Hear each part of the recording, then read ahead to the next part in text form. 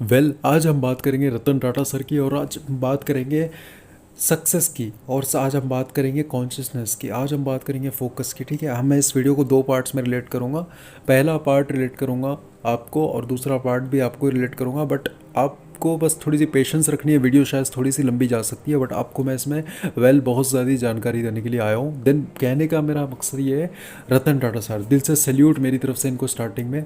और रतन टाटा सर का जन्म हुआ था 28 दिसंबर 1937 में। ठीक है, अब मैं यहाँ पे बात करूँगा रतन टाटा सर की हैबिट्स के बारे में। ये बड़े शांत मिजाज के आदमी है। मतलब ये किसी से बहस, मतलब कुछ भी करना, या मतलब दूसरी कंपनी से किसी पिटिट, ये कुछ नहीं है इनका सीन। मतलब एकदम साइलेंट और हॉनेस्ट, और एकदम केयरिंग, और बहुत ही ज़्यादा नेचरिस्ट, बहुत ही ज़्यादा अच्छे इंसान, अच्छी क्वालिटी के इंसान। ठीक है, आप बिजनेसमैन नहीं कह सकते इनको। इनको आप कह सकते हो एक ऐसा इंसान जो लोगों की सोचता है और लोगों की ही सोचता है। मतलब ये कंपनी के बारे में सोचते हैं, बट ज़्यादा प्रेफरेंस क्या देते हैं, बिल्ड क्वालिटी पे कार्स की। खैर हम इस पे सेकंड पार्ट पे आएंगे, बट अभी आप बात करेंगे रतन टाटा सर की। टाटा ग्रुप की बात है, 2000 में रतन टाटा सर गए थे दूसरी कंपनी। ठीक है, वहाँ पे जाके इन्होंने कहा था फोर्ड कंपनी से, बिलफोर्ड से कहा था कि मैं कंपनी थोड़ी सी अप डाउन चल रही है, तो मैं आपको सेल्स करना चाहता हूँ। तो ये कंपनी रतन टाटा सर बिलफोर्ड्स के नाम पे करने वाले थे, उनको ट्रांसफ़र करने वाले थे। बट हुआ ऐसे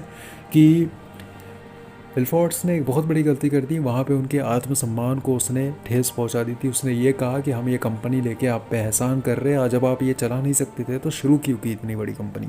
और रतन टाटा सर के दिल पे चोट लगी, और वहाँ से सेल्फ रेस्पेक्ट लेके वापस आए थे, और वापस आके इस तरीके से मेहनत की, एक के बाद एक ऐसी कार्स उतारी, ऐसी कार्स उतारी।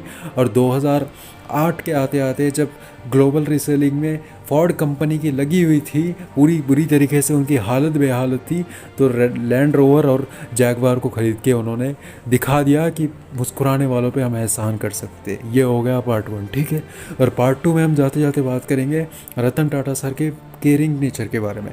रतन टाटा सर एक ऐसे इंसान है जिसकी मैं बहुत ज़्यादा इज्जत करता हूँ। मतलब मैं पर्सनली बता रहा हूँ, मैं इतनी इज्जत करता हूँ ना, मैं क्या ही बताऊँ इनको।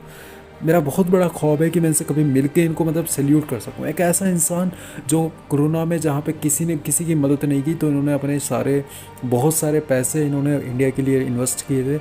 बहुत सारे लोगों ने इंडिया को इन्होंने डोनेट किए थे। बहुत सारी इन्होंने अपनी हेल्प की थी, और आज भी इनकी सैलरी में से 90% लोगों को ही चला जाता है। ठीक है, गरीबों को चला जाता है। तो खैर कहने का मतलब ये है कि यह इंसान एक ऐसा इंसान है जो एकदम शांत। और रही बात, तो ये कहीं कार में जा रहे थे, एक दिन की बात है, मैंने पढ़ा है एक्चुअल में। ये कार में जा रहे थे और उन्होंने देखा कि एक गाड़ी पे दो बच्चे और मतलब वाइफ पीछे बैठी हुई थी इंसान के, और बारिश हो रही थी, सर पे छत नहीं था, सिग्नल पे खड़े हुए थे, बच्चे हाँफ रहे थे। तो इन्होंने जाके फौरी एक नया प्लान डिस्कवर किया। वो प्लान था टाटा नैनो का। इन्होंने सोचा कि 1 लाख में मैं ऐसी कार दूंगा जिसमें सर पे छत रहेगा, सामने धूप में एसी रहेगा, और छोटी सी कार रहेगी। बट इंडिया के चूतिए बंदों ने उसको मिसअंडरस्टैंड कर लिया। सॉरी फॉर मैं गाली दिया, बट ये बात है ना कि इंडिया के बंदों ने ये कर दिया, उसको सस्ती कार का टैग लगा दिया, और उनके सपने को वेस्ट कर दिया। मतलब मैं ये कहने की कोशिश कर रहा हूँ कि तुम बात समझो, मतलब मैं क्या कहने की कोशिश कर रहा हूँ। कभी भी कोई इंसान की सोच को बैड थिंक में नहीं लेना चाहिए।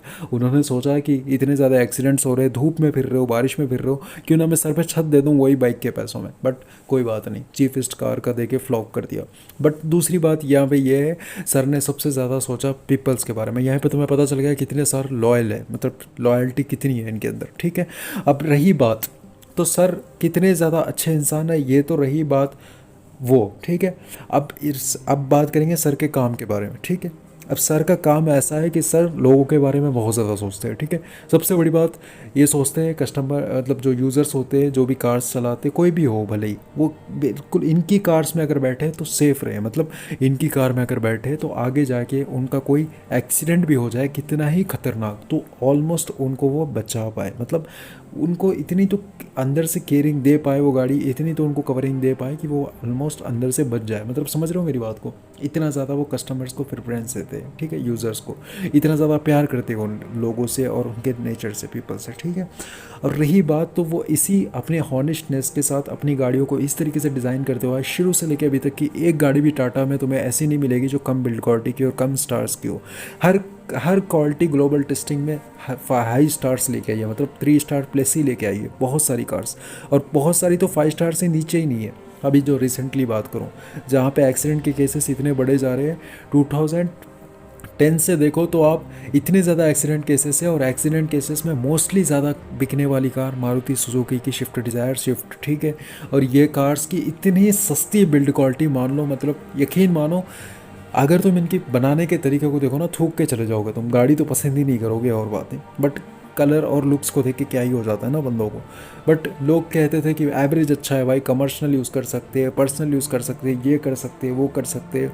उसके बाद लोग लेते गए, 2010 से लेके 2020 तक इस तरीके से मारुति सुजुकी की सेल्स हाई रही, लोग कह कह के मर गए, मेल्स कर करके मर गए, पेपर में आते आते छपते छपते पेपर की इंक ख़त्म हो गई कि भाई थोड़ी सी बिल्ड क्वालिटी बढ़ा दो, हम भी तो पैसे दे रहे हैं तुम्हें। मतलब मारुति सुजुकी को लोग रिक्वेस्ट करते थे कि भाई बिल्ड क्वालिटी बढ़ा दो, लेकिन नहीं, भाई को तो बढ़ाने दिए अपने पैसे। मतलब सर को तो सीईओ को तो बनना था अमीर, सीईओ को तो बनना था रात रात बड़ी नेक्स्ट लेवल सुपरस्टार्स। तो भाई मेरा कहने का मतलब है, इन्होंने अपनी मनमानी की, 2020 तक इस तरीके से इनकी कार्स बिकी। चलो ठीक है, रतन टाटा सर तब भी हॉनेस्ट ही थे, और तब भी उनकी कार्स एक लेवल पे ही बिक रही थी, एक रेंज पे ही बिक रही थी, ऐसा नहीं कि कम थी, हर कंपनी से तो ज़्यादा ही थी।